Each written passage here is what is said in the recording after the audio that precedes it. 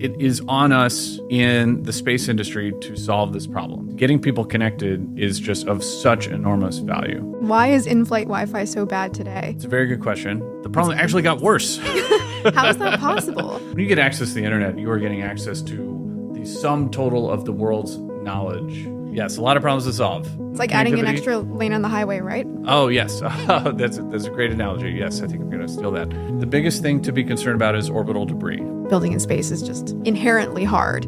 It is a new golden age of space, for sure. 2022 was a record year for the space sector, with 186 successful rocket launches. That is 41 more than in 2021. So what are all these rockets bringing to orbit? And who, whether public or private, is on the other side of that market? Listen in as we talk to John Gedmark today, co-founder of Astranis, as we discuss this new golden era of space. John himself has been in the industry for decades, co-founding the Commercial Spaceflight Federation in 2006, and as of May, Astranis sent its first commercial satellite into orbit. And as John now builds his own satellites, he reflects on the transition from the government shuttle era, where satellites were literally the size of school buses and lasted for decades, to something much different. Plus, Astranis has a full Falcon 9 booked for later this year, as they hope to bring more connectivity to the mind-boggling 4 billion people that still do not have internet access. That is 4 billion people who cannot watch this video. All right, prepare for liftoff. As a reminder, the content here is for informational purposes only. It should not be taken as legal, business, tax, or investment advice, or be used to evaluate any investment or security, and is not directed at any investors or potential investors in any A16Z fund. For more details, please see a16z.com/disclosures.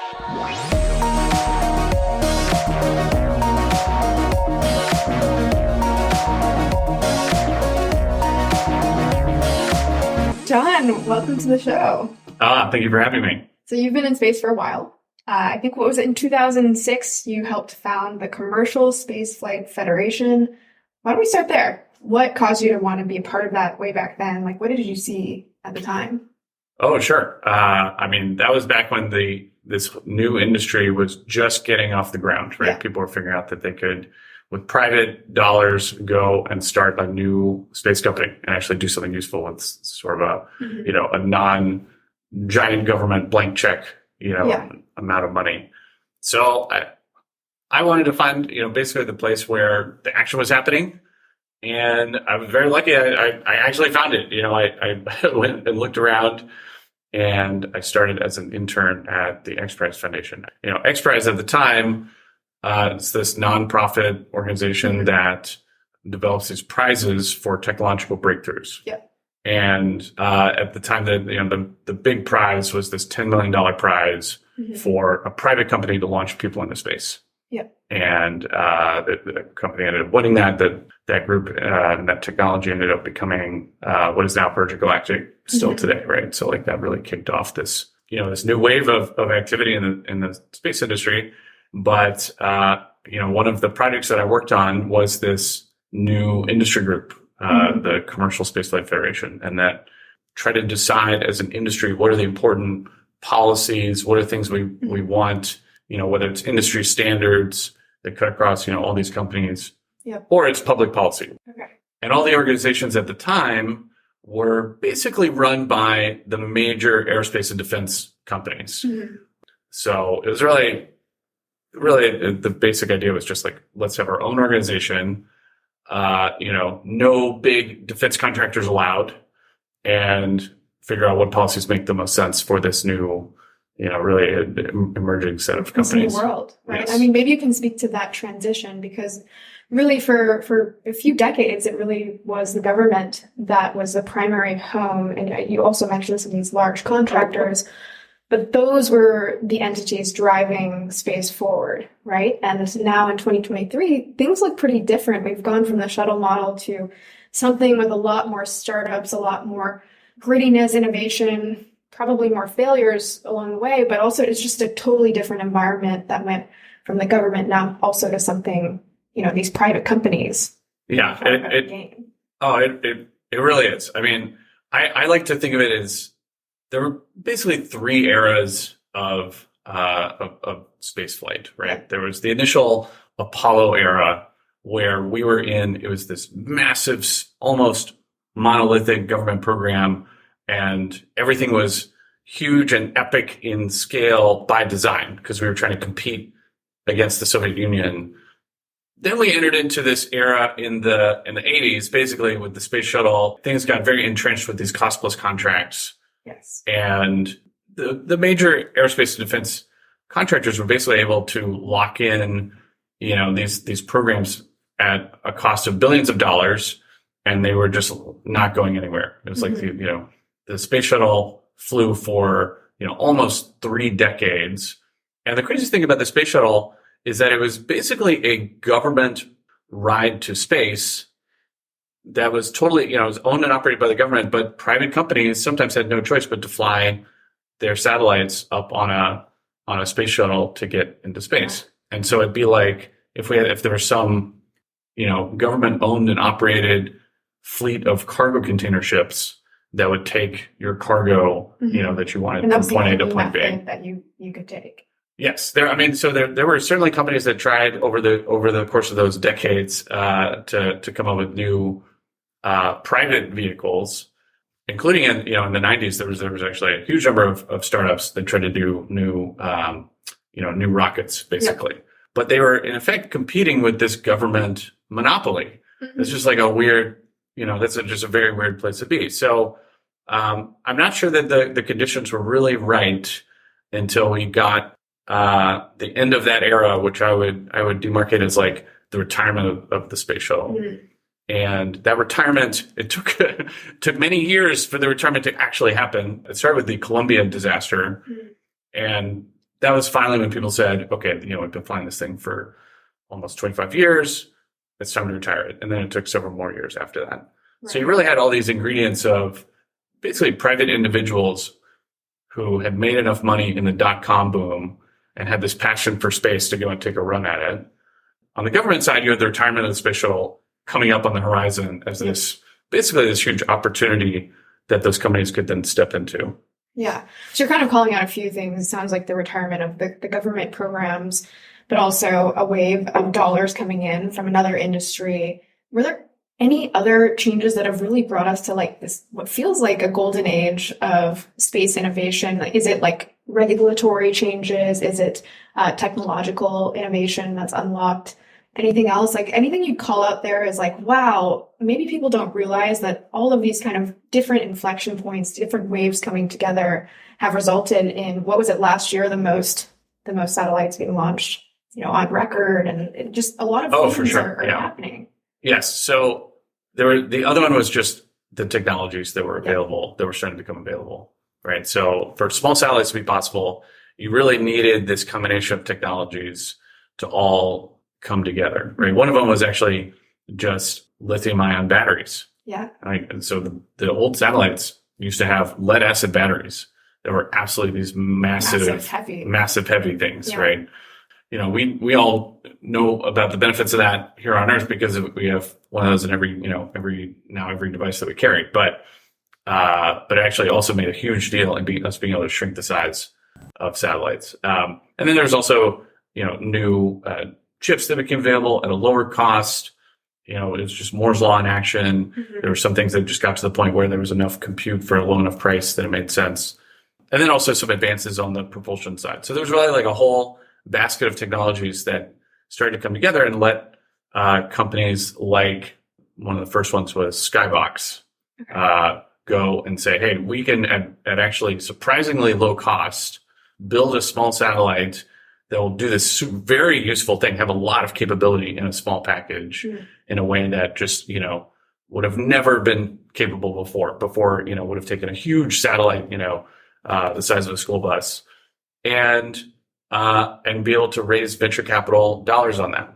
Mm-hmm. Right. And so that was a pretty big change. Can you just kind of help us get a sense of size here? So you said like the old satellites were maybe as big as a school bus. Yes. When we're talking about these smaller satellites, like how big of a difference are we talking about? Yeah. So when we talk about small satellites, it could be anything from a CubeSat which is like a breadbox, up to, something the size of a large home appliance, right? Okay. So like a kitchen range, or a mini fridge, right? The Skybox satellites are about the size of a mini fridge. Our satellites at Astranis are a little bit larger than that, similar class, what we call microsatellites. The big satellites that historically cost several $100 million each, they are the size of a school bus, if not like a double decker, Oh my gosh. big red London double decker bus. Yeah. So it's a huge difference. You decided in 2015 to found Astranis. And so you'd, by that point, been in this industry for at least a decade and gotten to see how this is evolving, all of the exciting opportunities. And so tell us a little bit about why specifically you've chosen to tackle the unique domain and lane that you have on these like smaller geostationary orbit satellites. Like why that of all of the different things you could have chosen to do? Totally. Yeah. I mean, I knew that I wanted to go and, do something really disruptive in space. I mean, I knew that there was, and there still is, just massive amounts of value to be had in doing things with these new approaches to small satellites, and doing them at a much, much lower cost than these, historic big satellites, which were mostly done on these government, big cost plus contracts, $1 billion contracts. The thing about GEO and some of these other higher orbits is they are hard, they're hard to operate in and they're harder to get to. So it makes sense that when all those basket, all those different technologies came together that allowed people to build small satellites really for the first time, that they would start in low Earth orbit in LEO, right? That perfectly makes sense. But historically, GEO is actually the most valuable orbit. Okay. That is where the bulk of money has been spent to put satellites into orbit. I mean, it's hard to know the exact numbers because a lot of it is classified. So these are like multi-billion-dollar classified programs. I mean, multiple billions of dollars per satellite for some of these classified satellites, right? So, it could be in the hundreds of billions of dollars. No one knows the exact number, but it is a big number that has been spent putting satellites up into GEO, and it's been to enormous economic benefit. One of the biggest moneymakers in the history of all of space was broadcast satellite TV, and that was all done with these large, very expensive GEO satellites, right? Yeah. So there's an enormous amount of value up there in this real estate, which is this belt that surrounds the Earth at GEO. And, we just figured, okay, there's got to be a way to do this better. And nobody else was doing it, then it's also sort of an important thing, right? Yeah. It's like when you see that magnitude of opportunity and no one is doing it, figure out why. Figure out why no one else is doing it and take a stab at it. But I mean, to that point, I guess kind of two questions there. One, why was no one doing this? And probably related to this, tell us a little bit more about the difference between low Earth orbit, which is where a lot of different companies are now launching satellites into, and GEO, which is where you've chosen to go. Like, what is the difference there? And again, why was no one else doing this? Yeah, totally. The reason no one else was doing it is that it is hard, right? Yeah. It is up at this high orbit where you're actually right in the thick of what we call the Van Allen radiation belts. So the satellites are just swimming in this sea of radiation all the time. These belts have basically trapped all of this radiation that's come in from space. This is actually why Earth is such a pleasant place to live, because we have this magnetic field that then ends up basically being Earth's deflector shields. So that's very beneficial for all of us on Earth. Very convenient, thankfully. But it traps a lot of these particles. Any of these particles that are ionized, they get trapped there like a magnetic bottle, right? And so there's just this soup of radiation and these ionized particles that satellites up in these high orbits are swimming in. So it is hard. I mean, it is the radiation effects that we have to design to, and then we have to design all our electronics to qualify them, really make sure that they were going to work in this radiation environment. is just a massive additional challenge on top of building, all the normal challenges of building small satellites and building stuff that will work in space, which is already, that's already hard. Like that, anything in space is really not for the faint of heart, but, it just is worth it. Once you're up, any asset you can get up in that high orbit becomes this incredibly valuable thing, because you can park it over a country or part of the world and provide, a service with just that one satellite. Yeah. So it ends up being this like structurally, very low cost approach, covering an area like an entire country with broadband internet. Yeah. But there's just clearly this massive value to be had up in these higher orbits and geostationary orbit. And so, somebody should go after it. Yeah. What gave you the confidence that the technology was there? Because you said space was hard already. And then, now you're taking it to this, n squared, let's say. And so was there any evidence per se that you were like, oh, I do see how certain technologies are advancing even further? Or what gave you the confidence to say we can actually make this smaller, cheaper, more iterative? Oh, for sure.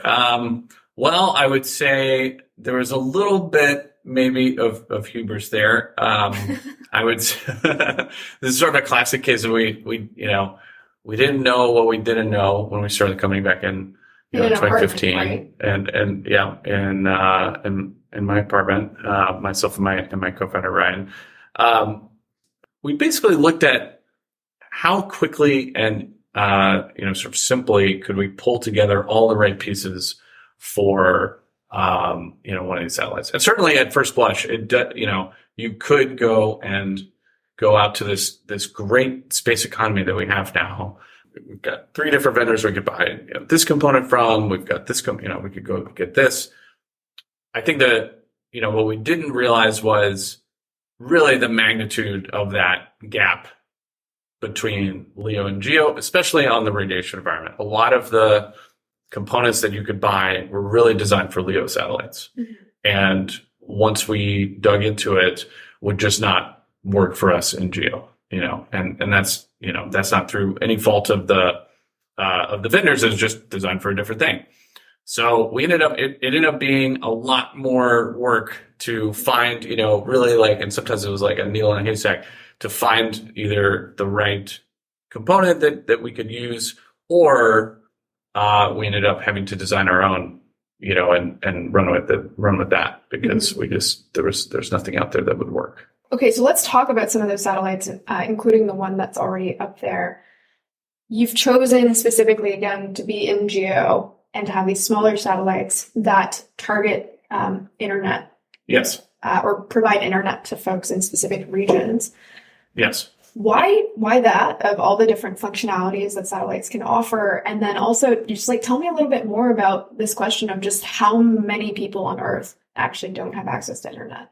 To be clear, I think this is the most valuable thing that we can do in space, right? There are a lot of things you can only do in space, just right. From having this vantage point of being that high and looking down and seeing, a good chunk of the Earth, or, mm-hmm. Basically this whole Earth view. But getting people connected is just of such enormous value, right? It's it really changes people's lives. Yeah.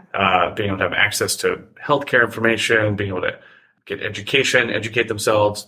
When you get access to the internet, you're getting access to the sum total of the world's knowledge in one. We forget that sometimes. We do forget that. Yes, we did. It tends to get lost now in the the Instagram era.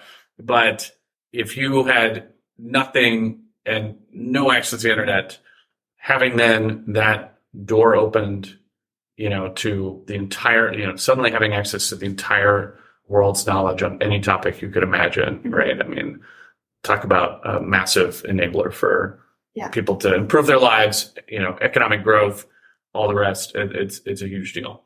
So, that combines with, I think, the place where we're at with connectivity today around the world. I think we have essentially reached the people we're going to reach with fiber. Laying fiber is enormously expensive and difficult, right? In a lot of countries, it's done by trenching. And then there's all these other, complicating factors, rights of way, like you're going through someone's land. And especially in a world where people are mobile first, it's even more challenging because what you really want is you want cell towers just everywhere. Building the cell tower is relatively cheap compared to the value it's going to create of getting those people in that area connected, right? Very cheap. Really, all of the problem to be solved is in this connecting that cell tower to the internet. Yeah. That's what we call the backhaul problem. And so that is what we realized was this key problem to go and solve. And so we have found a set of customers in countries around the world that are either telcos or service providers for those telcos who help them manage their cell towers, that basically are buying this capacity in large quantities. Now, once we've got a satellite up, there's a number of other customers that all spring up and want connectivity. It's like an extra lane on the highway, right? Like it ends up. The demand for it ends up filling out. Oh, yes. That's a great analogy. Yes, I think I'm going to steal that. Listen to all the future podcasts. I gave yes. my life. As soon as you add that extra lane, yes, people just immediately fill it up. So, what we've seen is, so it's not just the cell towers, right? It's also enterprise customers who need connectivity for, again, large pipes for anything from that could be like hospitals and schools to mining installations or, things like oil and gas or, there's sort of a whole gamut there. The key is just getting that extra lane on the highway opened at the right price. Yes. It has to, obviously, if you could, you put up a bunch of capacity, but you're charging these very high prices where it just doesn't make any sense, then no one's going to buy it. Mm-hmm. On the other end of the spectrum, if you put it up at a low enough price, then the demand becomes almost effectively unlimited. I mean, people will, at a low enough price point, people will consume all the internet bandwidth that is available and then, come back asking for more. Yeah. And I think we are there. You think the economics are there? Correct. Yes. With the satellites that we have designed and begun building, I think we are at that inflection point, right? Mm-hmm. And I think we'll continue to get the price down and even get, that will get some percentage of the unconnected population of the world online.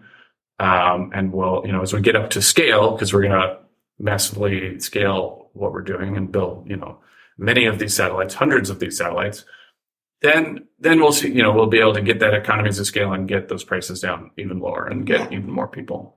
And you're not necessarily in some of these cases competing directly with, there's all these other satellites or there's this fiber that's already been laid that we're now trying to, be more cost efficient than. In many of these cases, these people just don't have any internet, right? There's no competition, at least, I watched your video about the Philippines. I felt like that one in particular really drilled that notion where I think it was like, the Philippines has 7,000 islands. Yes. Like imagine laying fiber to all of those different remote locations. Maybe you can just speak to that. And I think you said, I think one time in an interview you said just like, how is it that 4 billion people still don't have access to internet? And that also is like true. How do that many humans not have that access? So people used to talk about the other 3 billion that don't have access to the internet. Yeah. When, the internet was first really taking off. Now it's the other 4 billion. The problem actually got worse. How is that possible? I know. Yes. How is that possible? It doesn't seem right. It seems actually quite, it's quite astounding that somehow we've not only failed to solve the problem actually got worse over time, not better. It just, there's a limit to where it makes sense to run fiber or it's even physically possible to run fiber. Mm-hmm. Talk about people out on very remote places or out on islands, places that have very rough terrain around, whether it's mountains or jungles or deserts.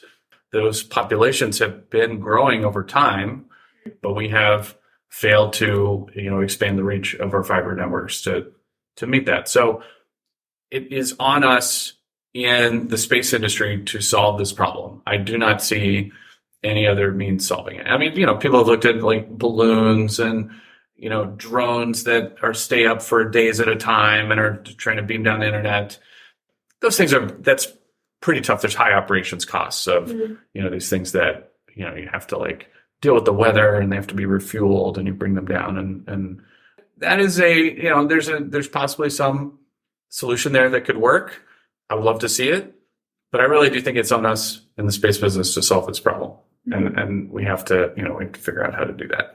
We're talking about one of the world's most epic problems here. So it's on the order of scale of solving the world's energy problems, solving the world's food problems. Where it's just going to take a basket of solutions to be able to solve this, connectivity problem everywhere that people want. So you kind of talked about the internet connectivity side of things, but there's also some government buyers, right, of these satellites and their functionality. So what is the government looking for in those cases where they are the person, or the entity buying the solution? Anyone in our position, a company doing new technology for space, for aerospace, there's almost by definition, there are national security implications of what we do. So there is almost always, I think if you're doing things right, there's almost always going to be this point where the U.S. government comes in, sort of knocks on your door and is like, "Hey, what are you doing over there?" Is this like a hypothetical knock on the door? They show up to your home? Yeah, no, we haven't. No, they use email. They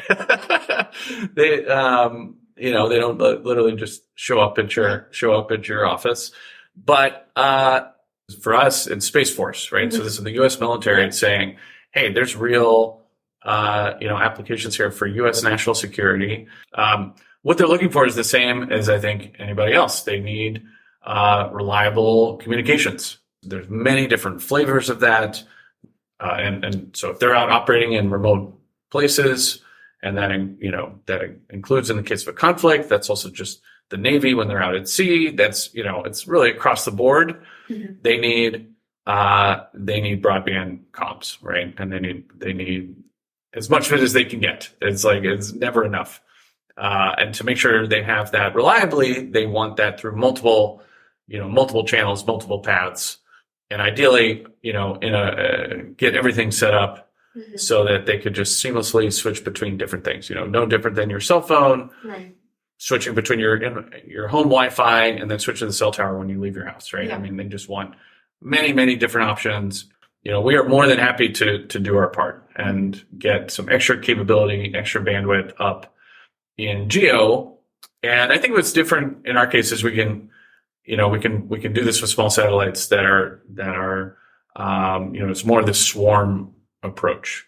So with the traditional big geo satellites, costs $1 billion each. This is only for each, and the geostationary, you can divide up the world by region, and over a given region that we might care about, Asia, for example, there might only be a handful of these satellites that we're totally dependent on. Yeah. Where it would be devastating if the satellites were all taken out at the start of a conflict. The military communication satellites, I think there's roughly a dozen that cover the whole world, so they're spread around the whole world. So over Asia, there's just a couple. So where Space Force got excited about, I think, our ability to add value here is in taking this swarm approach up into that higher orbit. Deploying a large number of small satellites that can provide all kinds of communications capability and be more scattered around, be more maneuverable. Yeah. And it's just a much harder. It would be a much harder thing to take out each one.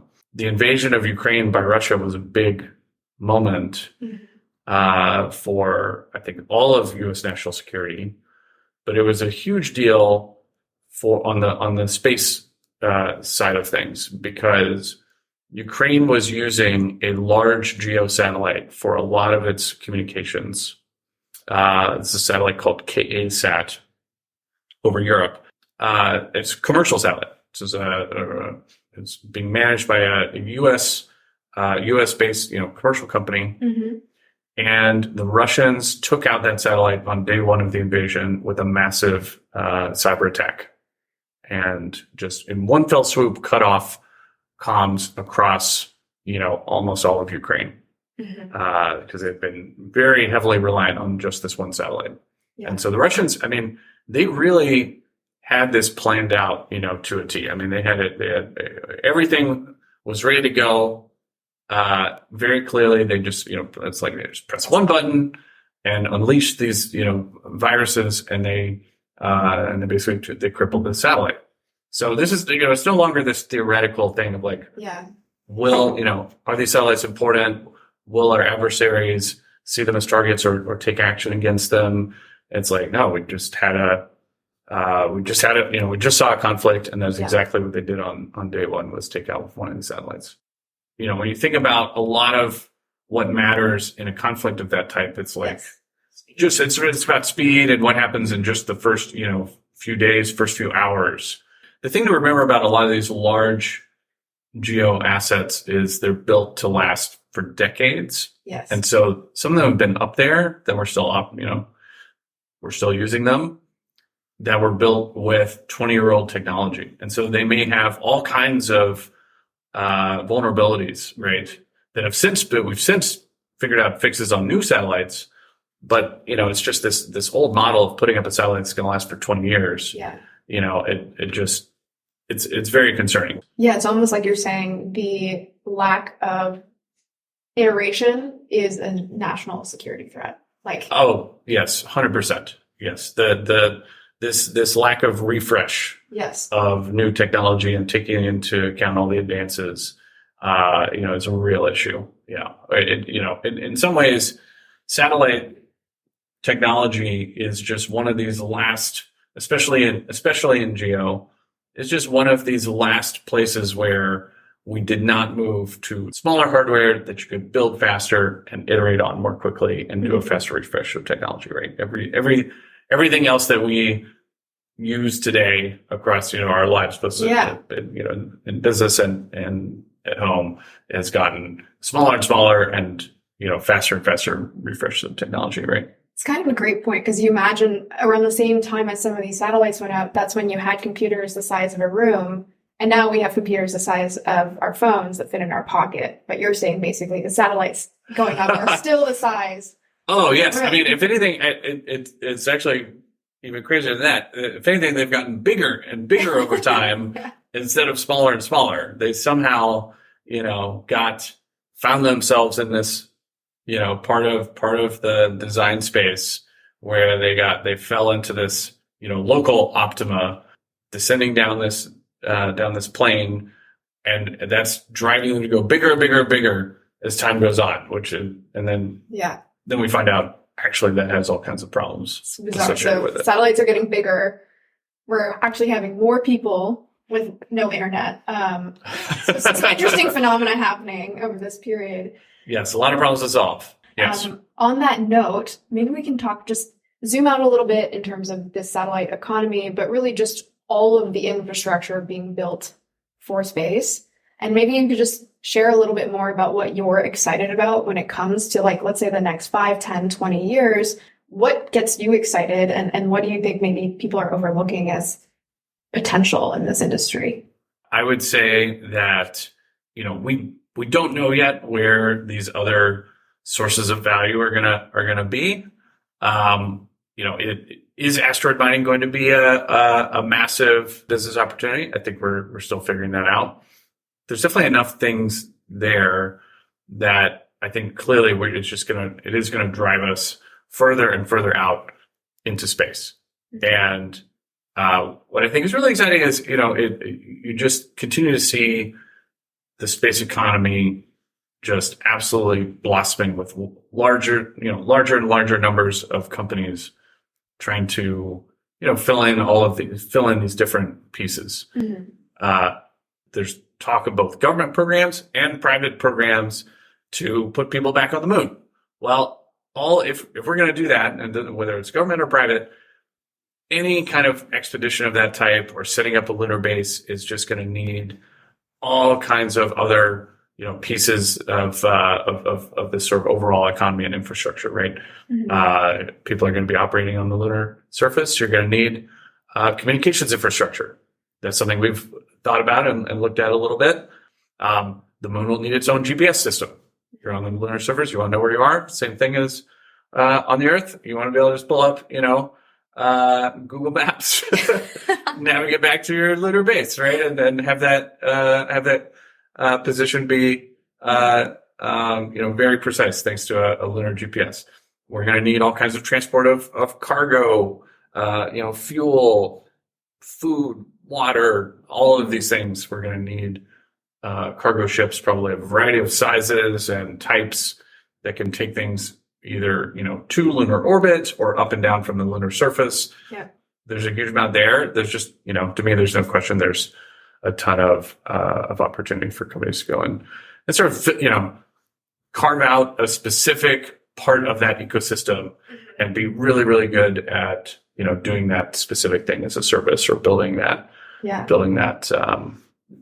component. Yeah. Well, it sounds like there's a lot of opportunity. And maybe to close things off, because we do have a lot of people who are current founders or maybe some of these future founders carving out some slice of that market. Like you have to some extent made it to the other side. You had your first launch earlier this year and you have another one coming later this year.